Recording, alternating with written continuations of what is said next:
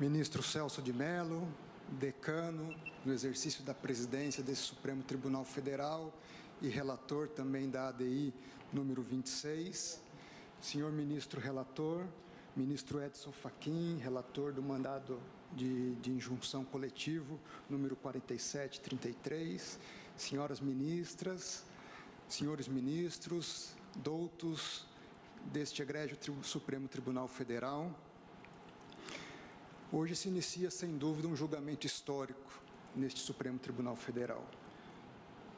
Primeiro, a ação direta de inconstitucionalidade por omissão, sob a relatoria do ministro Celso de Mello.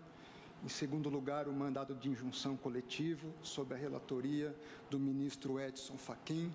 Ambas as ações propostas em face do Congresso Nacional. A primeira, pelo Partido Popular Socialista, PPS. A segunda, pela Associação Brasileira de Gays, Lésbicas e Transgêneros. Os eminentes relatores, com brilhantismo, já nos descreveram e narraram a essência da discussão. Em apertada síntese, o debate consiste, na sua centralidade, em se averiguar se haveria omissão inconstitucional ou mora legislativa na ausência de norma específica editada pelo Congresso Nacional para a criminalização de todas as formas de homofobia e transfobia. Assim sintetizada a questão, preliminarmente importa registrar a reprovabilidade moral e jurídica de atos de preconceito de qualquer natureza. Não é propósito da presente exposição legitimar condutas ilícitas que ofendam a liberdade de orientação sexual ou identidade de gênero. O que se defenderá, ao contrário, é que os atentados contra a vida e o exercício das liberdades, sem qualquer distinção, devem ser punidos na forma da lei. Nesse sentido, todo e qualquer cidadão, indistintamente, merece a devida proteção na forma da lei. Dentre os mecanismos para tal proteção estão as ações positivas a serem prestadas pelo Estado no exercício das políticas públicas. E a exemplo disso, cita-se a existência e a permanência da Diretoria de Promoção de Direitos das Lésbicas, Gays, Bissexuais, Travestis e Transsexuais do Ministério da Mulher, da Família e dos Direitos Humanos, onde há, de fato, uma série de ações prioritárias, conforme já informado a este egrégio Supremo Tribunal Federal, na promoção de políticas públicas direcionadas à população LGBT, dentre as quais cumpre destacar o Plano Nacional de Enfrentamento à Violência LGBT-fóbica, a campanha Deixe o seu preconceito de lado, respeite as diferenças, ainda a produção de dados e informações sobre a violência LGBT-fóbica e a destinação específica de recursos do erário público, via emendas e transferências voluntárias para aplicação em ações de fomento e promoção dos direitos LGBT e de enfrentamento à LGBT-fobia. Com essas considerações preliminares, no mérito, o que realmente se discute é se a Constituição Federal determinou uma proteção específica contra a homofobia e a transfobia. A justificar a imposição da edição de uma norma de natureza penal exclusiva para essas hipóteses. A manifestação escrita e os memoriais já apresentados pela Advocacia Geral da União defendem que não há inconstitucionalidade ou omissão nos presentes casos. Aqui, agora, serão apresentados 6 argumentos, breves argumentos, que se interconectam e interrelacionam na defesa desta tese. Em primeiro lugar, não há omissão inconstitucional atribuível ao Congresso Nacional no que diz respeito à eventual ausência de criminalização específica de todas as formas de homofobia e transfobia. Em verdade, excelências, inexiste qualquer comando constitucional expresso que exija tal tipificação criminal específica. nem tampouco com a devida vênia, se constata a existência de um direito subjetivo na Constituição, que concreta e especificamente esteja consagrado, o qual não esteja sendo efetivamente usufruído por seus destinatários em função de uma norma penal que criminalize de forma específica os ilícitos relacionados à homofobia e à transfobia. Deste modo, ainda que em tese a criminalização possa ser considerada legítima, segundo os parâmetros constitucionais, não é obrigatória. Os requerentes não pretendem assegurar o exercício de um direito subjetivo previsto na Constituição que estivesse eventualmente sendo inviabilizado pela ausência de norma incriminadora, mas sim a criação de um regramento específico ou de uma tipicidade especial para condutas de homofobia ou transfobia. A partir disso, o segundo argumento, o respeito ao princípio da reserva legal. Ainda que houvesse a alegada omissão, não seria possível ao Poder Judiciário suprir judicialmente a eventual lacuna apontada, pois tal medida atentaria frontalmente contra o princípio da reserva legal, em especial em matéria penal. A expansão judicial do âmbito punitivo de tipos penais é abertamente atentatória à competência do Poder Legislativo. E é este Poder Legislativo quem tem a legitimidade constitucional para discernir e definir os comportamentos reprováveis pelo direito penal. A questão é tão importante que até mesmo a edição de medida provisória, como ato com força de lei, é excepcionada como impossível de ser editada pelo Presidente da República.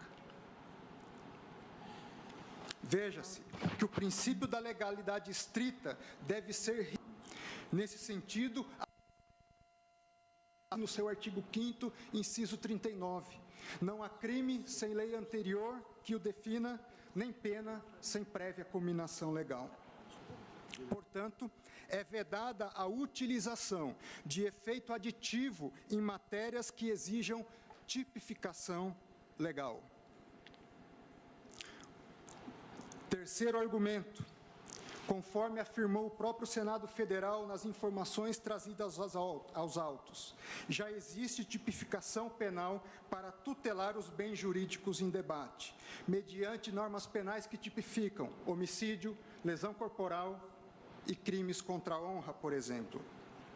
Sobre esse aspecto, interessante registrar um caso recente e emblemático, o assassinato da travesti Dandara dos Santos, ocorrido no dia 15 de fevereiro de 2017. Este caso foi julgado no dia 5 de abril do ano passado e, pela primeira vez, foi utilizada a transfobia como motivo torpe e qualificador para o aumento da pena correspondente. Quarto argumento, não é possível fazer-se a extensão do tipo penal sobre racismo para outras hipóteses de preconceito não discriminadas na lei. A esse respeito, importa consignar que os atos de homofobia e transfobia não se enquadram no conceito legal de racismo. Eventual ampliação desse conceito configuraria uma flagrante ofensa à reserva legal e a taxatividade necessária às questões de matéria penal, que, como é sabido, veda a analogia em malam partem, princípio este de caráter estruturante do sistema de liberdades e garantias constitucionais. O artigo de racismo, este sim, tem um registro específico para a necessidade de criminalização no inciso 42 do artigo 5º. A prática de racismo constitui crime, inafiançável e imprescritível. Para outras hipóteses discriminatórias, como em relação ao sexo e à religião, a Constituição deu um outro tratamento jurídico que foi no inciso 41. A lei punirá qualquer discriminação dos direitos e liberdades fundamentais. Aqui, a referência à expressão punição é genérica, sem demandar a imposição de uma criminalização específica. Nesse sentido, vale registrar haver hipóteses em que o próprio texto constitucional impõe ao legislador o mandamento para a criminalização específica. E é diante dessas hipóteses que seria possível se cogitar em uma eventual omissão inconstitucional, caso não houvesse norma regulamentadora. Exemplo, além do racismo, o inciso 43, a lei considerará crimes inafiançáveis e insuscetíveis de graça ou anistia a tortura, o tráfico ilícito de entorpecentes, o terrorismo e os crimes definidos como hediondos. Assim, definitivamente, não há mandamento constitucional para a criminalização obrigatória e exclusiva de todas as formas de discriminação. O conceito de criminalização não se confunde com o conceito de punição, em especial considerando ser o direito penal a última ratio. 3. A punição a atos discriminatórios em razão do gênero ou orientação sexual é possível mediante o enquadramento da conduta em outros tipos penais, como já dissemos, mediante, conforme a necessidade, a graduação e a qualificação devida na aplicação da pena. Quinto argumento, ainda que se admita o dever constitucional de legislar, é inapropriado falar-se em mora legislativa. Atualmente, há no Congresso Nacional diversos debates sobre projetos de lei relacionados aos temas da homofobia e da discriminação. Sua Excelência, ministro Celso de Mello, relatou no seu relatório do voto, diversos casos, várias páginas de projetos de lei, discussão e em processo natural e democrático de maturação no Congresso Nacional. Portanto, definitivamente, não há que se falar em mora legislativa no presente caso. Sexto ponto e último, deve-se respeitar a independência e a harmonia entre os poderes. Se trata de um princípio estruturante do Estado Democrático de Direito. Com base neste princípio e por força expressa da Constituição, cabe exclusivamente ao Congresso Nacional decidir o tempo e a oportunidade sobre legislar a respeito de uma determinada matéria. Afrontar a este princípio gera desequilíbrio institucional e constitucional. Assim, não se considera adequado que, em matéria penal, o Judiciário 1 proceda a uma atuação normativa concretizadora. 2. Profira acórdão ou decisão de conteúdo ou com conteúdo aditivo. Ou, ainda em terceiro lugar, impõe o prazo para o cumprimento obrigatório pelo Congresso Nacional. Em conclusão, como já dito, não é e não foi propósito do presente arrazoado legitimar condutas ilícitas que ofendam a liberdade de orientação sexual.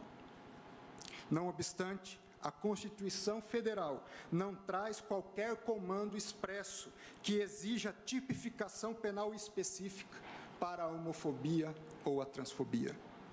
Ainda, a criminalização de condutas de discriminação quanto à orientação sexual ou à identidade de gênero não pode ser efetivada pela via judicial, sob pena de violação a outros direitos e garantias fundamentais que também representam conquistas históricas do Estado Democrático de Direito, como o princípio da reserva legal.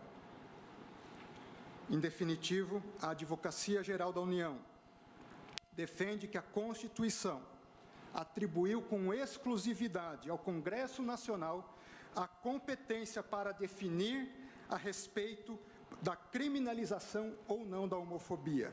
Ou seja, pede-se que se preserve a independência do Congresso Nacional para tomar essa decisão. Enfim, em respeito ao próprio princípio democrático, a AGU requer seja essa decisão livremente adotada pelos eleitos, pelos legítimos representantes eleitos do povo, no caso, Congresso Nacional. Senhores ministros, o Supremo Tribunal Federal não é apenas o grande guardião da Constituição. Ele é muito mais do que isso. Ele é o grande guardião do Estado democrático de direito, da institucionalidade prevista no Estado democrático de direito, e é o grande guardião da estabilidade e da pacificação social. É nesse sentido que pugna a Advocacia Geral da União que a questão seja, ao final, decidida. Muito obrigado a Vossas Excelências. Obrigado, Vossa Excelência.